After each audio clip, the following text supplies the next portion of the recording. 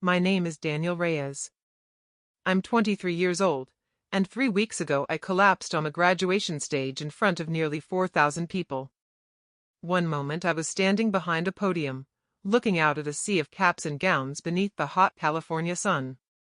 The next moment the world tilted sideways. I remember gripping the edge of the podium, trying to keep my balance. I remember hearing my own voice echo strangely through the microphone as I tried to continue my speech. Then everything went dark. Later, the doctors told me my body had simply shut down. Too much pressure on my brain. Too much stress. Too much everything. But that's not the part that still keeps me awake at night. The part that stays with me is what happened after. When the ambulance rushed me to the hospital, the doctors immediately tried to contact my parents. They called both numbers listed on my emergency contact form. My mother. My father. They called again. And again. And again. No answer. Not one. The doctors said it was urgent. They suspected something serious was wrong in my brain, something that might require immediate surgery. Still, my parents didn't answer. They left voicemails, text messages, even contacted the university administration to help reach them. Nothing. Meanwhile, somewhere over the Pacific Ocean, my parents were sipping champagne on a luxury flight to Bali. I didn't know that yet. Not until 3 days later, when I woke up in a hospital room surrounded by machines and wires and the steady beeping of monitors. The first face I saw wasn't my mom's. It wasn't my dad's. It was my grandfather's. Grandpa Miguel. His weathered hand wrapped tightly around mine, his eyes red from lack of sleep.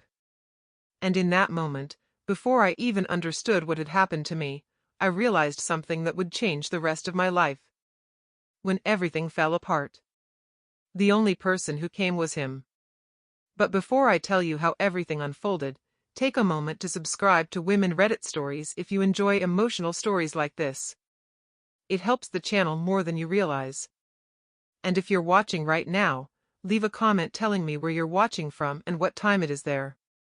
Now let me take you back 5 weeks before graduation. Because that's where the real story begins. 5 weeks before graduation, I'm standing in a cramped apartment kitchen in San Diego staring at a stack of unpaid bills. The microwave hums quietly beside me as I wait for a cup of instant noodles to heat up. My roommate Tyler walks in and glances at the bills spread across the counter. "Man," he says. "You look like you're about to declare bankruptcy." I rub my temples. "Just rent," I say. "And tuition," he adds, glancing at one envelope. "And textbooks. And groceries. And life," I say. Tyler laughs awkwardly. But I'm not joking. For the past 4 years, I've worked 2 jobs while attending university full-time. Morning shifts at a local grocery store. Night shifts delivering food. Weekends tutoring high school students. All while maintaining a 3.98 GPA. I wasn't doing it to impress anyone. I was doing it because I had to. My parents cut me off financially the moment I told them I wanted to study education instead of business. My father runs a successful real estate company in Los Angeles. In his mind, there are only 2 respectable career paths: business or law. Teaching, according to him, is what people do when they can't succeed at anything else. I still remember the exact moment the conversation happened. It was the summer before my freshman year. We were sitting at the dining table in my parents' house. My acceptance letter from UC San Diego sitting proudly in front of me. "I'm going to study education," I told them. Silence. Then my dad leaned back in his chair and laughed. Not the warm kind of laugh. The kind that makes your stomach sink. "You got accepted into one of the best universities in the state," he said. "And you want to waste it teaching middle school?" "It's not wasting it," I said. Mom barely looked up from her phone. "Daniel," she sighed. "Teachers barely make enough to live." I know, I said. So why would you choose that? Because when I was 12, a teacher changed my life. Because when my parents were too busy arguing about money and business deals, my teacher noticed I was struggling. Because he stayed after school to help me study. Because he told me I mattered. But I didn't say any of that. I just said the simplest truth I could. Because it matters. Dad stared at me like I'd just announced I planned to become a circus clown. Then he pushed his chair back from the table. Well, he said coldly, if you're old enough to make that decision, you're old enough to pay for it. Mom nodded without looking up. Your cousin Sophia is studying finance, she added. That's a real career. That was the moment I realized something. I wasn't the child they were proud of. I was the disappointment they tolerated. For years later, nothing had changed. Except now I had student debt, 2 jobs, and a graduation speech to write. Because somehow, despite everything, I had become valedictorian of my graduating class. Tyler pulls 2 plastic bowls from the microwave and hands me one. Your parents coming to graduation? He asks casually. I freeze. Then shrug. They're traveling. Traveling where? I check my phone. A new Instagram post from my mother appears at the top of my feed. A photo of her and my dad smiling on a yacht. Caption. Celebrating success. Hard work deserves rewards. No mention of me. No mention of graduation next month. I lock my phone and set it down. Somewhere tropical, I say. Tyler studies my face. They know you're valedictorian, right? Yeah. And they're still not coming? I shrug again. But this time it feels heavier. Grandpa will be there, I say. And somehow. That makes it feel like enough. At least for now. But 3 weeks later, when I stepped onto that graduation stage, I had no idea that by the end of the day, my entire life would change. And that the people who were supposed to be my family would prove exactly where I stood. And exactly who truly cared. 4 weeks before graduation, I'm standing in the staff room of the grocery store tying my apron while trying to memorize the opening lines of my valedictorian speech. Good morning, faculty, families, and fellow graduates. I pause. No. That sounds too formal. Too stiff. I sigh and crumple the paper slightly in my hand. Rough day already, my manager, Carla, asks from behind the coffee machine. Carla has been managing this grocery store longer than I've been alive. She's the kind of person who remembers everyone's name and always notices when someone looks exhausted. Which means she's been noticing me a lot lately. Speech writing, I say, holding up the paper. She nods. Graduation boy. I laugh quietly. Something like that. Carla pours 2 cups of coffee and slides one across the table to me. You've been here 4 years, she says. Worked more hours than half my full-time staff. Rent doesn't pay itself. She studies me for a moment. You parents coming to watch you graduate? There it is again. That question. The one I never quite know how to answer. They're busy, I say. Carla doesn't push further. Instead, she just nods slowly and says something that catches me off guard. Well, whoever raised you did something right. I smile politely. But inside, something twists. Because the truth is, the person who raised me the most wasn't my parents. It was my grandfather. Grandpa Miguel lives about 40 minutes outside San Diego in a small house that hasn't changed in 30 years. Same cracked driveway. Same lemon tree in the front yard. Same wooden porch swing that creaks whenever the wind blows. Whenever things get overwhelming, I drive there. Which is exactly what I do that evening after my shift ends. When I pull into the driveway, the porch light flicks on. Grandpa is already stepping outside. Danny, he calls, his voice warm and strong despite his 78 years. He still calls me Danny, even though I'm 23 now. I climb out of the car and he pulls me into one of those hugs that somehow makes the whole world slow down. You look tired, he says immediately. College, I replied. He chuckles. College doesn't make a man look like he wrestled a bear. We sat at the small kitchen table inside his house. The smell of homemade soup fills the room. Grandpa sets 2 bowls down in front of us. You eat, he says. Then you talk. I start eating immediately. Grandpa watches quietly for a moment. Then he asks the question everyone seems to be asking lately. Your parents coming to graduation? I hesitate. Then I shake my head.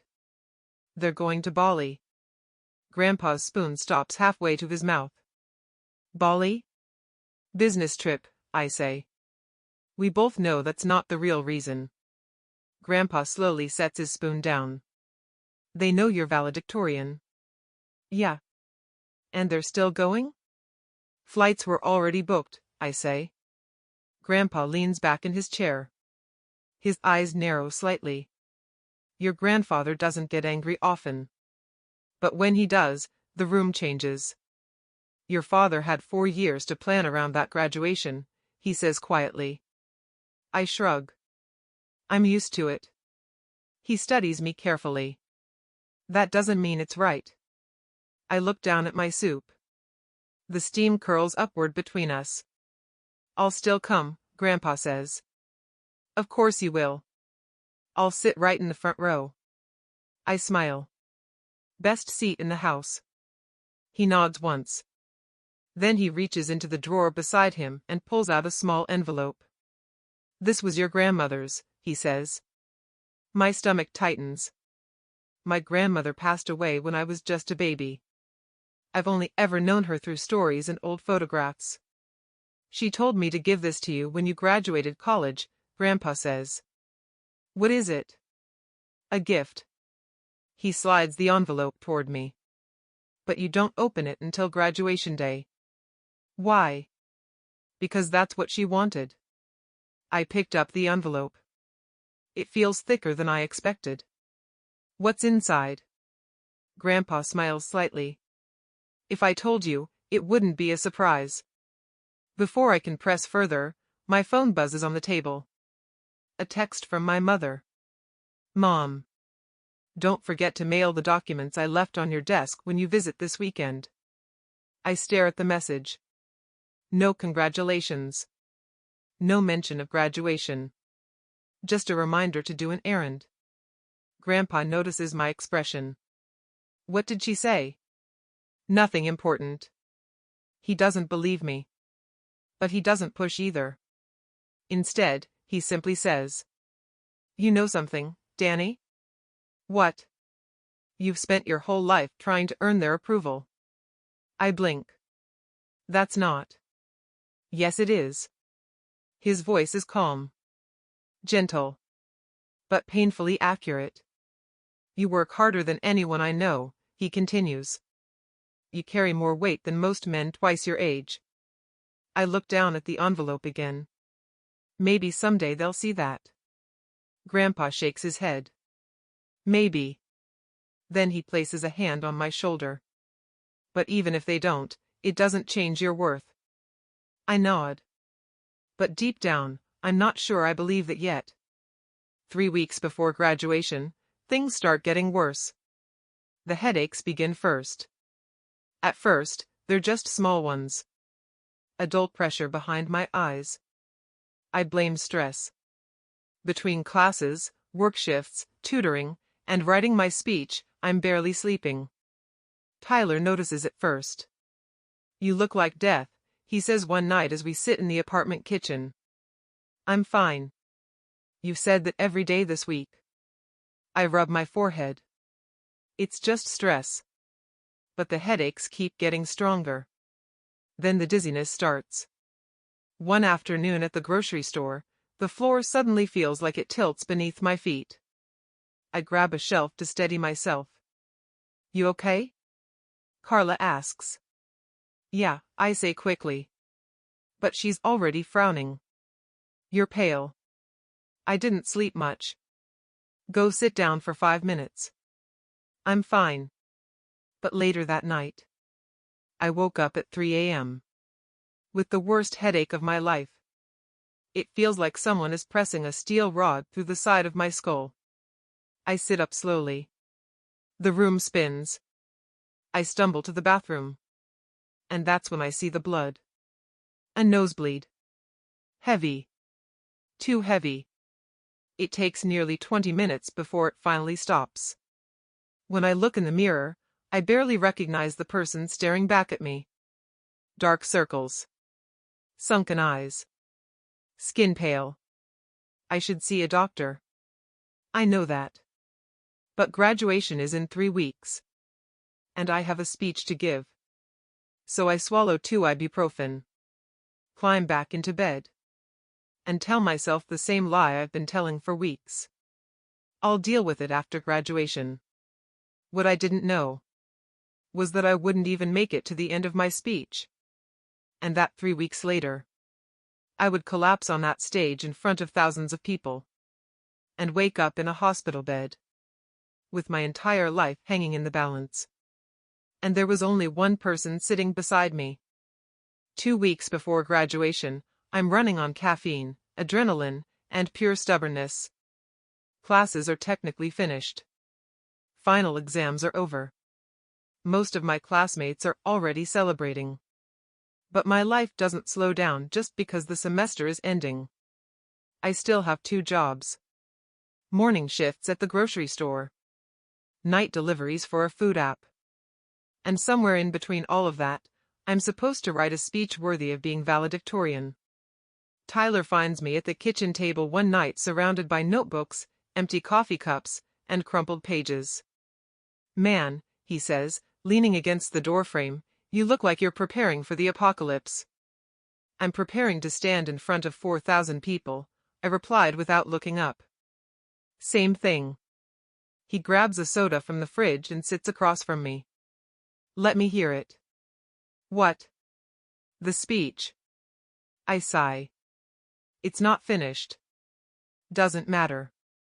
I rub my eyes and pick up the least embarrassing version of my draft. "Okay, but don't laugh." He makes a dramatic zip motion across his mouth. I clear my throat and begin reading. "For years ago, we arrived here as strangers. Different backgrounds, different dreams, different fears." Halfway through the second paragraph, my vision blurs. The words on the page double. I blink hard. Focus again. But through late nights, impossible exams, and moments where quitting felt easier than continuing, my voice fades. Tyler leans forward. "Daniel?" "Hold on." I grip the edge of the table. The dizziness passes after a few seconds. "Sorry," I say quietly. "Headache?" "Yeah." "You've been getting those a lot." "It's stressful." "You say that about everything." "I'm serious." He watches me for a long moment.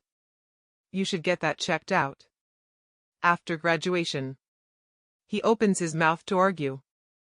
Then close it. Because he knows I've already made up my mind. The next morning at the grocery store, things get worse.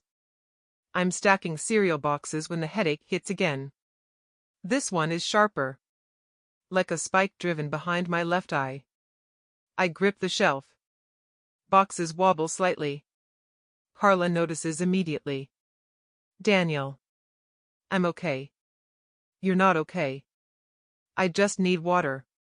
She walks over and studies my face. "You're sweating." "It's hot in here." "It's air conditioned."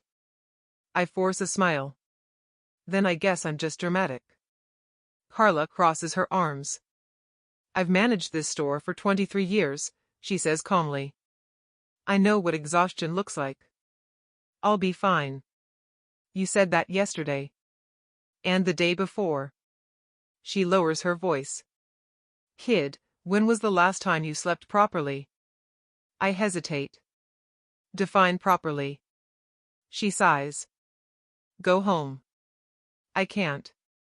"You're valedictorian," she says. "You could miss one shift." Rent is due next week. She looks like she wants to argue again. But instead she just shakes her head. Take 15 minutes in the break room. I nod. But I don't rest. Instead, I sit there staring at my phone. At another new Instagram post from my parents. A beach. Palm trees. Crystal clear water. Caption from my mom. Finally relaxing after a busy year. No mention of me. No mention of graduation. No message asking how I'm doing. Just another reminder that their life continues perfectly fine without me. Later that afternoon, I drive to Grandpa's house again. I don't even knock. He's already opening the door before I reach it. You look worse than last week, he says immediately. Thanks. That wasn't a compliment. We sit in the living room. The same old couch. The same framed photos on the wall. One photo catches my eye. It's of Grandpa and my grandmother when they were young. They're standing beside a small house that looks exactly like the one we're in now. Grandma's hand is resting on Grandpa's shoulder. Both of them smiling. You have her eyes, Grandpa says suddenly. I glance at him. Everyone says that. He nods slowly. She was stubborn too. Good stubborn or bad stubborn? The kind that survives hard things. I rub my temples again. The headache is still there. Grandpa notices. Daniel. I'm fine. Don't lie to an old man. I'm just tired. You've been tired for months. I'm almost done, I say. 2 more weeks. He leans forward. You can't push your body forever. I just need to make it through graduation. And then? Then I'll rest. He studies me carefully. You promise? I nod. He doesn't look convinced. But he doesn't push further. Instead, he stands up and walks to the kitchen. A moment later he returns with a glass of water and 2 painkillers. Take them. I swallow them without arguing. Then I pull the speech draft from my backpack. Will you listen to this? Grandpa smiles. I've been waiting for that. I begin reading. This time, slowly. Carefully. Every word measured. When I finish, the room is quiet. Grandpa wipes a tear from his eye. That, he says softly, was beautiful. You're biased. Of course I am, he laughs. But that doesn't mean it's not true. I lean back on the couch. For the first time all week, the pressure in my chest feels lighter. Do you think anyone will care? I ask quietly. 4,000 people will care. I meant, my parents. Grandpa pauses. Then he answers honestly. I don't know. I nod. That's what I expected. But then he adds something else. But I care. And somehow. That matters more than I expected. 3 days before graduation, the headaches become unbearable. I'm delivering food when my vision suddenly tunnels. The streetlights blur together. I pull the car over immediately. My hands are shaking. My heart pounding. I sit there for several minutes until the dizziness fades. Then I drive home. When I get inside the apartment, Tyler looks up from the couch. Dude, he says, you look terrible. I'm just tired. Sit down. I'm fine. Sit. I sit. He studies my face. You're going to a doctor tomorrow? No. Yes. I can't miss work. You might pass out. I won't. You almost did last week. That was different. How? I open my mouth.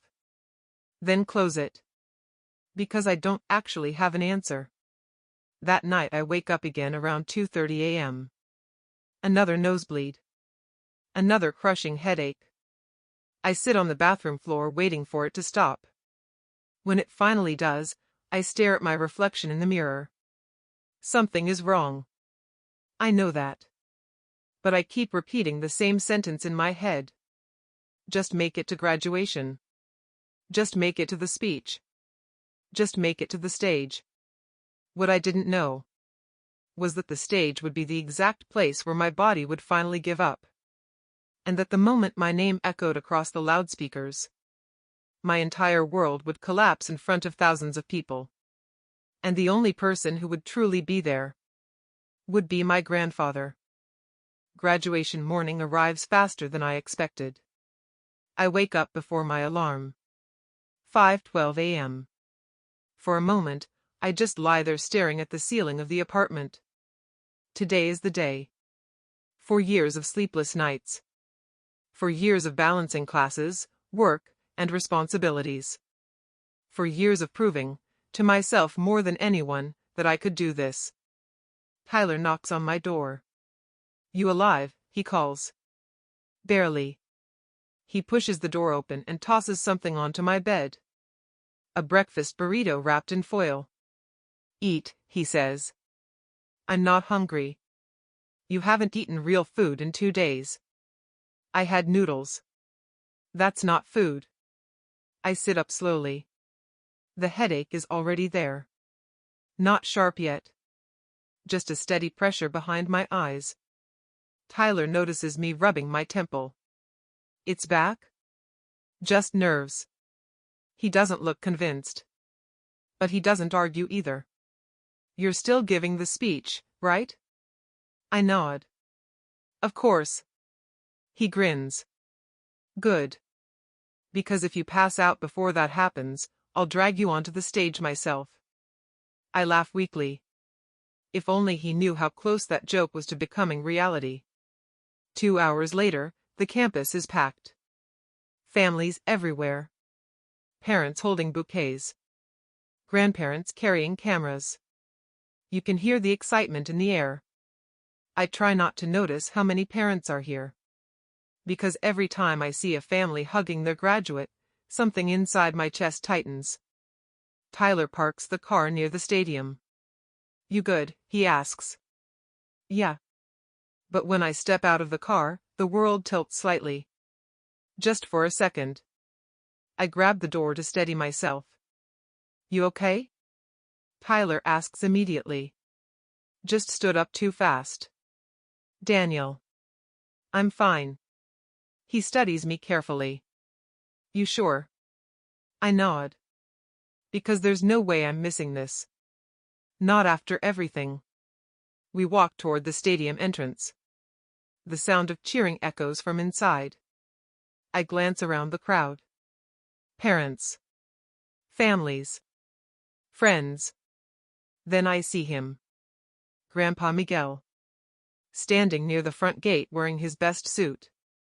The same one he's worn to every important moment of my life. He spots me instantly. "Danny." His face lights up as he walks toward me. And suddenly the tension in my chest eases. He pulls me into a hug. A real hug. The kind my parents haven't given me in years. "You made it," he says proudly. "I told you I would." He steps back and studies me. Then his smile fades slightly. "You look pale."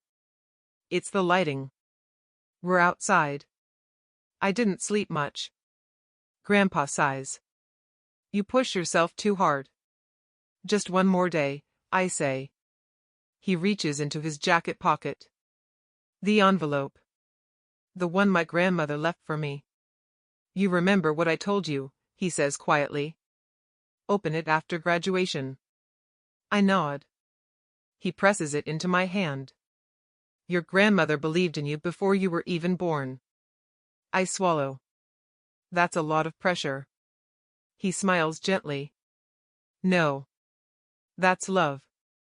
A stage coordinator approaches us. "Daniel Reyes?" "That's me." We're lining up speakers now.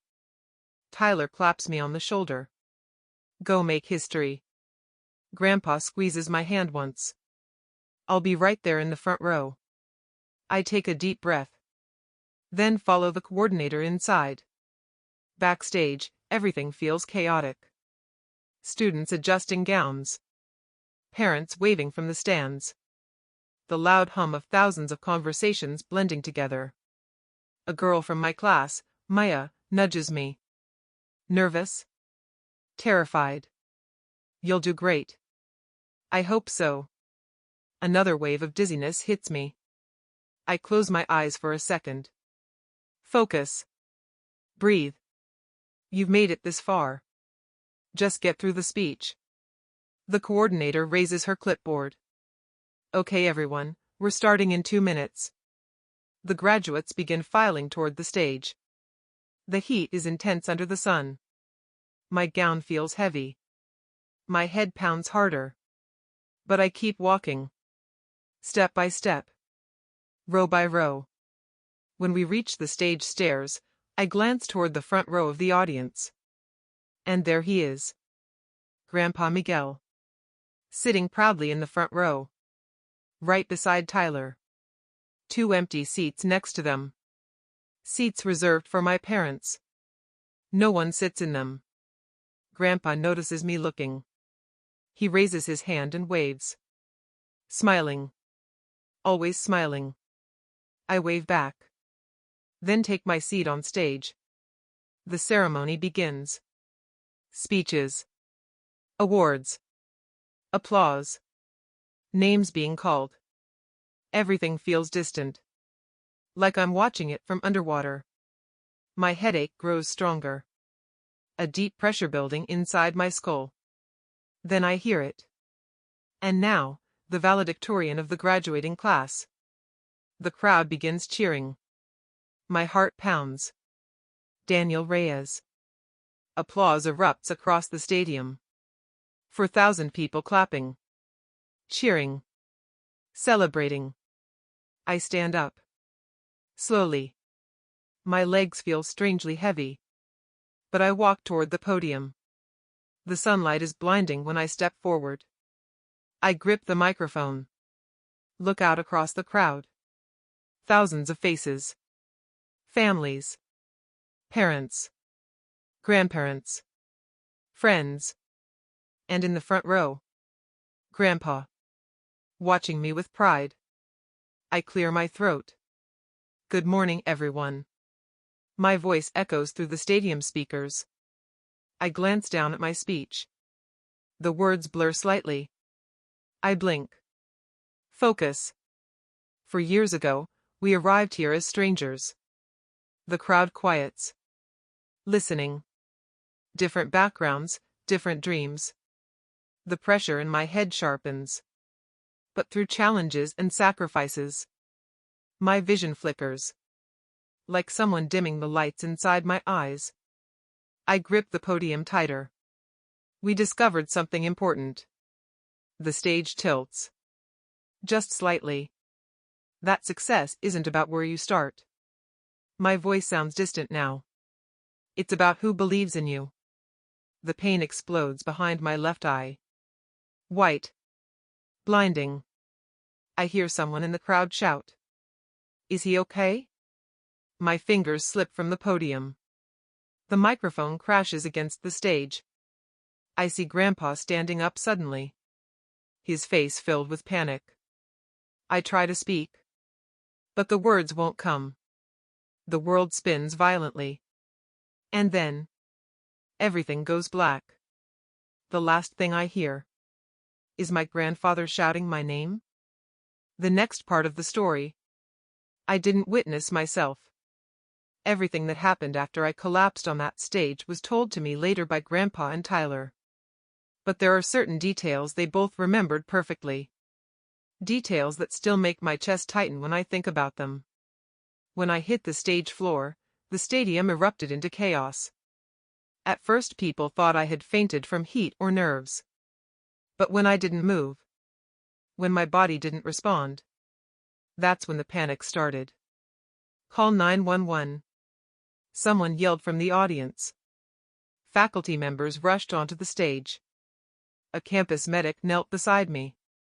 Daniel, can you hear me? The medic asked. No response. Tyler said Grandpa was already halfway across the field before anyone could stop him. 78 years old and moving faster than anyone had ever seen him move. By the time the paramedics arrived, Grandpa was already kneeling beside me, holding my hand. "Stay with me, Danny," he kept repeating. The ambulance arrived 7 minutes later. 7 minutes that felt like hours. They loaded me onto a stretcher. The crowd watched in stunned silence. Graduation paused. 4,000 people sitting there, unsure what had just happened. Tyler jumped into the ambulance with me. Grandpa followed in his car behind them. At the hospital, everything moved quickly. CT scans, blood tests, neurological exams, doctors whispering in hallways. 1 hour later, the neurosurgeon walked into the waiting room. Tyler said he immediately knew something was wrong just from the doctor's face. "There's a mass on his brain," the doctor explained. Grandpa's heart nearly stopped. A mass? A tumor. The word hung in the air like a storm cloud. "Is it cancer?" Tyler asked. "We don't know yet," the doctor replied. "But it's pressing on the frontal lobe. That's likely what caused the collapse." Grandpa gripped the arms of his chair. "What happens now?" "We need to operate immediately."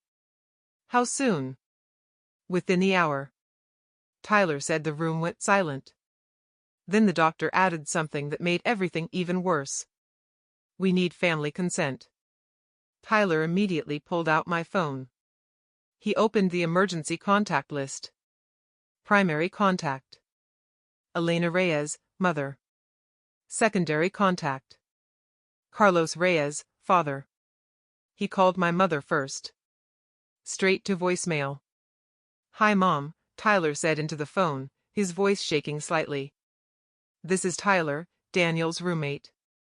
He collapsed at graduation. He's at the hospital and needs emergency surgery.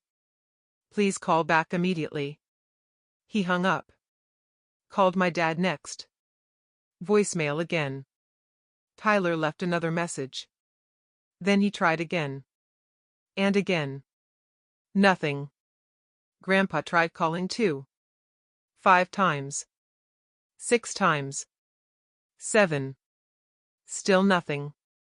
Finally, on the 8th call, my father answered. Tyler told me later that Grandpa immediately put the phone on speaker. "Hello," my dad said, sounding irritated.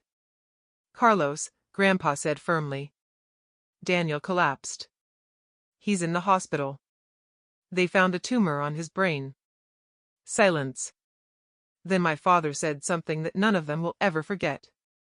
"We're boarding a flight right now." Grandpa blinked. "What?" "We're at the airport," my father said. "Your mother and I are flying to Bali." Tyler stared at the phone in disbelief. "Daniel needs emergency surgery," Grandpa said slowly. "We'll call when we land," my father replied. Grandpa's voice turned to ice. "Your son is about to have brain surgery." "Yes," my father said.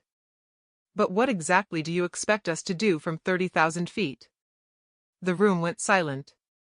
Then Grandpa said something he had never said to his son before. "If you get on that plane, Carlos, don't bother calling me again." Another pause. Then my father sighed.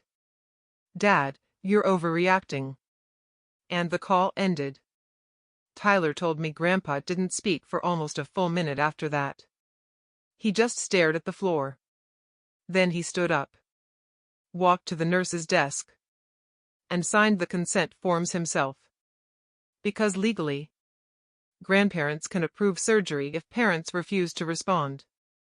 So when they wheeled me into the operating room, 2 people were waiting outside. My grandfather and my best friend. My parents were somewhere over the Pacific Ocean, drinking champagne. 3 days later, I woke up. The first thing I noticed was the ceiling. White. Bright. Too bright. The second thing I noticed was the sound. Beep. Beep. Beep. Hospital monitors. My throat felt dry. My head felt heavy, like someone had replaced my skull with concrete. I turned my head slowly. And there he was. Grandpa Miguel. Sleeping in a chair beside my bed. Still wearing the same suit from graduation. Tyler was asleep on the small couch against the wall. Both of them looked exhausted. But they were there. I tried to speak. Grandpa. My voice sounded like sandpaper. Tyler woke up first. His eyes widened. Daniel? Grandpa's eyes snapped open. Danny? He rushed to my bedside. Hey, I whispered. And suddenly Grandpa's tough old face crumbled. Tears filled his eyes. My boy, he said quietly. You scared us. What happened? Tyler and Grandpa exchanged a look. Then Tyler said carefully. You had brain surgery. My stomach tightened. Surgery? 3 days ago, Tyler said. I blinked. 3 days? You've been unconscious. I slowly reached for my phone on the bedside table. The screen lit up. Notifications flooded the display. Then I saw something that made my chest tighten. An Instagram post from my mother. Posted 12 hours earlier. A photo of my parents standing on a beach. Sunset behind them. Cocktails in their hands. Caption. First night in Bali. Paradise. Not a single mention of me. Not one. I stared at the screen. Then locked the phone quietly. Grandpa noticed. They know, he said softly. You told them? I called your father. And? Grandpa's jaw tightened. They stayed on the plane. I nodded slowly. For some reason. I wasn't surprised. 4 days later, I was finally able to sit up in the hospital bed. Doctors said the surgery went well. The tumor had been removed. They still needed to run tests. But the prognosis looked good. Grandpa visited every morning. Tyler stayed almost every evening. The nurses started greeting them by name. Still. My parents never called. Never texted. Never asked if I was alive. Until the 5th day. That morning, my phone lit up. One missed call from Dad. Then another. Then another. Within 10 minutes. 30 missed calls. Then the messages started. Dad. Call me immediately. Dad. Daniel, this is urgent. Dad. Answer your phone right now. Then one message from Mom. Mom. Please call your father. I stared at the screen. 30 missed calls. Not one message asking how I was feeling. Not one message asking if I survived the surgery. Just urgency. Demand. Pressure. Grandpa noticed my expression. What is it? I handed him the phone. He read the messages. Then sighed. They know. Know what? Grandpa looked at me carefully. About the gift your grandmother left you. My stomach tightened. The envelope? He nodded slowly. I told your father while you were in surgery. Why? I was angry, Grandpa admitted. I said if he didn't come home, I'd make sure the inheritance went directly to you. I blinked. Inheritance? Grandpa leaned closer. Daniel, there's something you need to know. My heart began pounding. 23 years ago, when you were born, your grandmother and I opened an account in your name. For college? No, he said quietly. For your future. How much? Grandpa hesitated. Then said the words that made the entire room spin again. Enough to change your life. And suddenly, my parents' 30 missed calls made perfect sense. They weren't calling because they were worried. They were calling because they had just realized exactly what they might lose.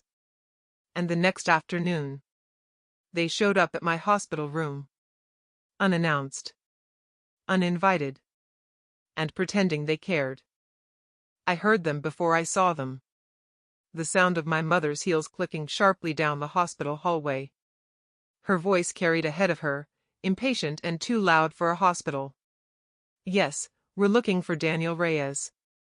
Room number 417. Tyler looked up from the chair beside my bed. His eyes narrowed. Sounds like the royal family finally arrived, he muttered. Grandpa Miguel, who had been quietly reading beside the window, slowly set his book down. His expression hardened. The door swung open a moment later. My mother walked in first. Perfect hair. Designer sunglasses pushed up onto her head. A crisp white blouse that looked like it had come straight out of a fashion catalog. If anyone passed her in the hallway, they probably would have assumed she was visiting a friend for brunch. Not her son who had nearly died. Daniel, she said quickly, stepping toward the bed. Sweetheart. She leaned in as if to hug me. I didn't move. She hesitated. Then straightened awkwardly. We came as soon as we could. Tyler snorted from the corner. My mother shot him an irritated glance. My father stepped in behind her. He looked older than I remembered. More tired. But his expression still carried that same distant calm he'd always worn. Then Meredith entered. My younger sister. Still holding 2 shopping bags. Shopping bags. In a hospital room. Hey, she said casually. You look better. I stared at her. I had brain surgery. I know, she said. Mom told me. Grandpa stood slowly. The room temperature seemed to drop instantly. Carlos, he said coldly. My father stiffened slightly. Dad. You finally found time in your schedule. My mother stepped forward quickly. Howard, please. We're all upset. Grandpa's voice cut through the room like a blade. You were on a beach. Mom's face flushed. That's not fair. We didn't know it was that serious. Tyler laughed under his breath. You were told he needed emergency surgery. That was before we understood the situation, Mom snapped. I watched them all silently. It felt strange. Like watching strangers argue about someone else's life. Then my father cleared his throat. Daniel, he said carefully. We need to talk. About what? My mother and father exchanged a glance. Grandpa folded his arms. I think we all know about what. My father sighed. The inheritance. There it was. Finally. Honesty. I leaned back against my pillows. So that's why you came. My mother looked offended. We came because you're our son. You came 5 days after brain surgery. The flights were expensive? Tyler suggested. Mom ignored him. We did the best we could. Grandpa stepped closer to the bed. No, he said quietly. You did what you always do. And what's that? My father asked. Put Daniel last. Silence filled the room. Then Meredith spoke. Can we not do this right now? She said impatiently. This is exhausting. I looked at her. You went shopping. What? You went shopping while I was unconscious. Her mouth opened. Closed again. That's not fair, she said defensively. I didn't know it was that bad. Because you didn't ask.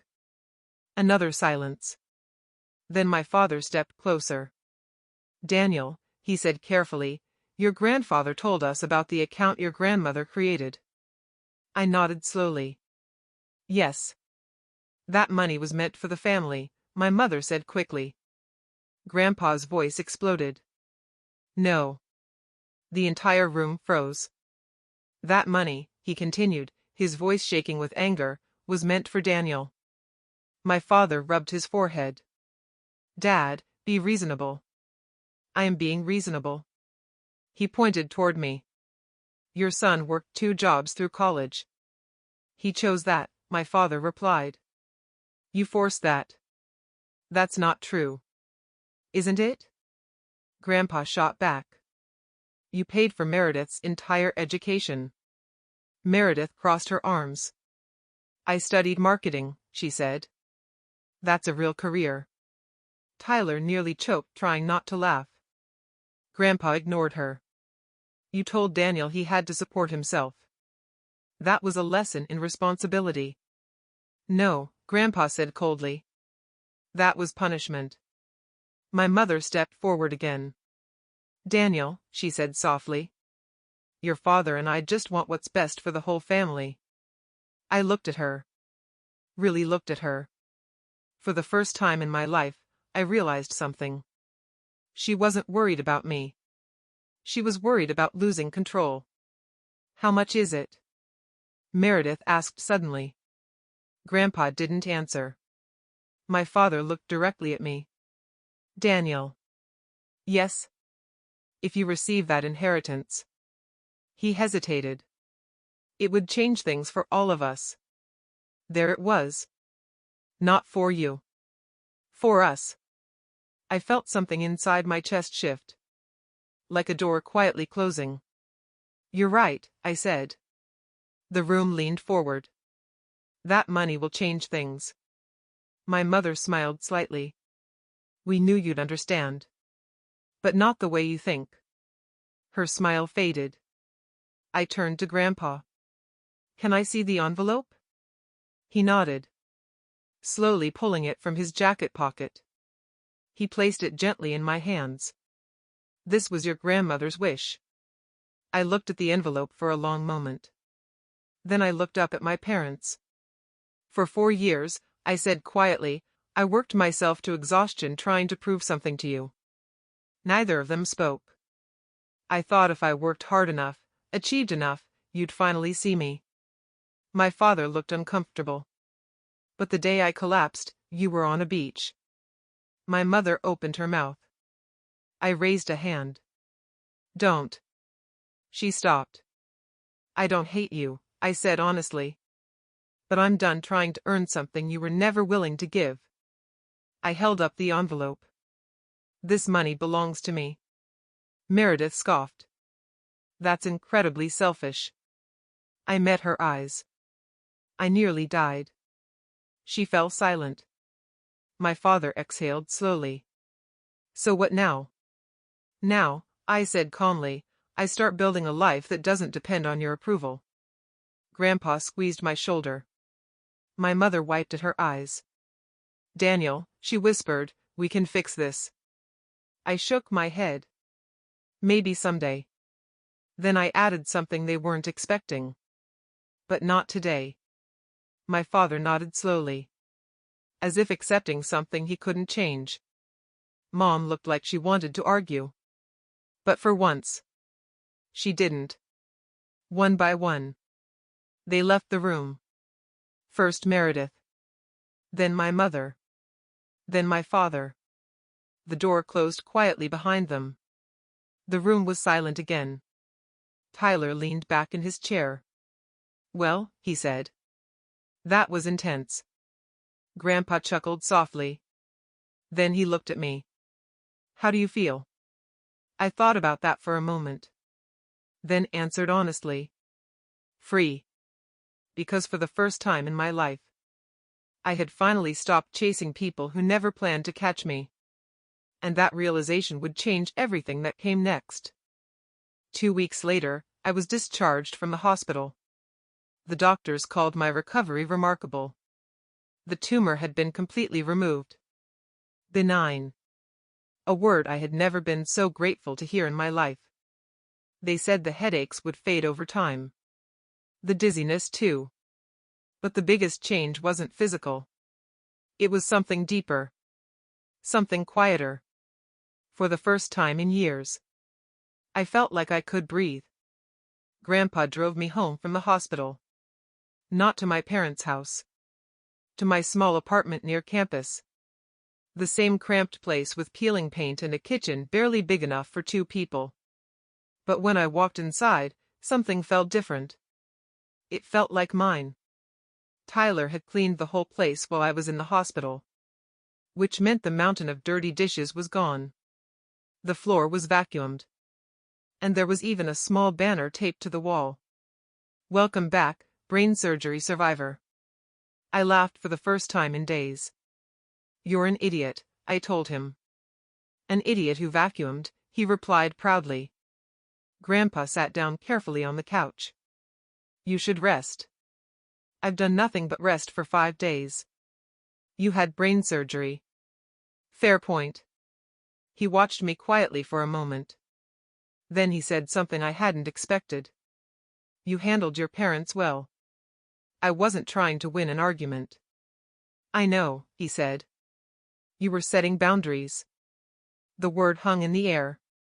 Boundaries. Something I had never been allowed to have before. Later that evening, after Grandpa left, I finally opened the envelope. The one my grandmother had left me. My hands trembled slightly as I slid the papers out. Inside was a letter. And a bank statement. I read the number 3 times. Because it didn't feel real. $280,000. An account created 23 years earlier. Growing quietly in the background of my life. A gift from a woman I had never even met. Tears blurred the page as I read her letter. "Dear Daniel. If you're reading this, it means you graduated college. I wish I could have been there to see it. But life doesn't always give us the time we expect. Your grandfather and I wanted you to have something that no one could ever take from you. Freedom. Not the kind that comes from money alone, but the kind that comes from knowing you have choices. I don't know who you'll become, but I know you will be strong. Because strength runs in this family. Use this gift to build a life that makes you proud. And remember something very important. The people who truly love you will show up when it matters. Love. Grandma Elena." I sat there for a long time after finishing the letter. Thinking about those words. About everything that had happened. About the stage. The surgery. The hospital room. And the moment I realized who had truly shown up. 3 months later, I was standing in my own classroom. 28 desks. 28 students. Middle school English. Exactly the job my father once called a waste of potential. Rachel, one of the teachers next door, leaned in through the doorway. "You ready for your first day, Mr. Reyes?" "As ready as anyone teaching 13-year-olds can be." She laughed. "You'll be great." I looked around the classroom. Posters on the walls. Books stacked on the shelves. A small sign above the board that read, "Every voice matters." For the first time in my life, I felt like I was exactly where I belonged. My phone buzzed in my pocket. A message from Grandpa. "First day today. Your grandmother would be proud." I smiled. "Thanks for believing in me," I texted back. A few weeks later, my father called. Not about money. Not about the inheritance. Just a simple question. "How are you feeling?" The conversation was awkward. Short. But it was something. My mother started sending birthday cards. Careful messages on holidays. Small steps. Slow attempts. I didn't rush forgiveness. But I didn't close the door completely either. Because healing takes time. Even for families. 1 year later, I was grading essays after school when a student lingered at my desk. Marcus. Quiet kid. Usually sat in the back. "Mr. Reyes," he said. "Yeah? Can I ask you something?" "Of course." He hesitated. Then said quietly, "Did you ever feel like nobody believed in you?" My chest tightened. "Yes," I said honestly. "What did you do?" I thought about that question for a long moment. Then I gave him the same answer my grandfather once gave me. "I found the people who did." He nodded slowly.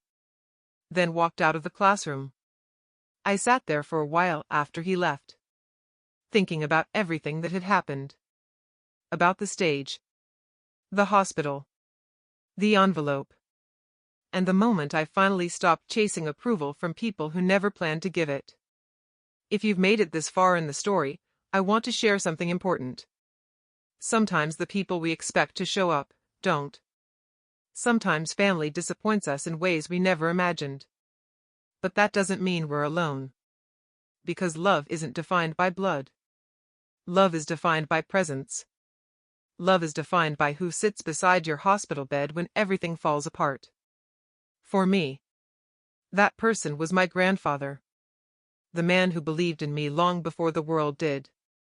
And if this story meant something to you, take a moment to subscribe to Women Reddit Stories and turn on notifications so you don't miss the next story. And if you've ever had someone show up for you when everyone else disappeared, tell me about them in the comments. Because those people? They're the ones who truly change our lives. And sometimes, they're the ones who save it.